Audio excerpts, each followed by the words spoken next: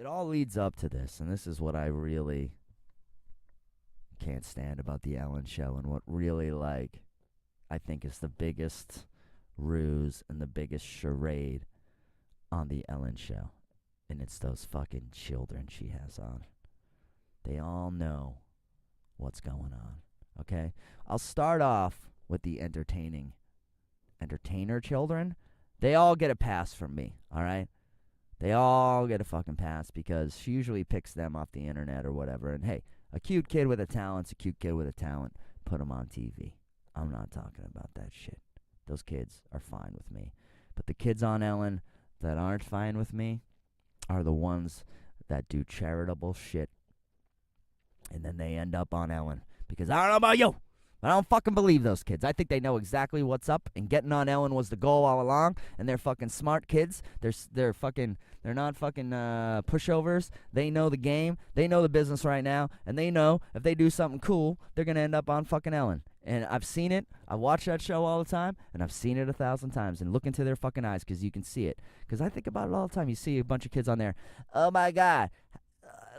We just saw that our pal Jimmy he was autistic and nonverbal, and he smelled and was dirty, and we were like, oh my God, we need to hang out with this guy. And you know what? Just because we're all popular and play football doesn't mean that he shouldn't get to score a touchdown. He's never spoke, but I bet deep down this kid wants to score a touchdown in our football game. So we just all got together. Ellen, it was crazy. We all just got together. We planned it, and we had the television news crews there, and everyone had their cameras. But it wasn't really about that. It was all about, what's his name? Jimmy. It was all about Jimmy and getting him across that touchdown line and scoring so he could have that feeling. So Jimmy could have that feeling that we all have all the time. And we expect nothing in return for that. And then Ellen's like, well, guess what? You're all going to Disney World and you all get $10,000. And that's where you get the biggest performance on that show, is when people go, what? Home? What? And then they all act surprised, and then they push the kid in the wheelchair off to the side, and all the good-looking kids without disabilities hold up the check and go like, we did it! And then they hug the kid in the wheelchair, and they all act like they're saints. And I don't fucking believe that shit for 1 second, because they all know they're getting on TV for doing it. I bet when that's over and they go back to school, yeah, Jimmy's getting high fives in the hallway, but he's not getting invited to any high school parties or getting any, getting a second base or anything with any girls. It's all I really am suspicious of people who do charity stuff and then kind of put themselves on blast for it. And Ellen gives out checks. I love watching, there's a mom and a daughter on Ellen, and it's like, oh my God, you guys have been living in your car for 2 weeks?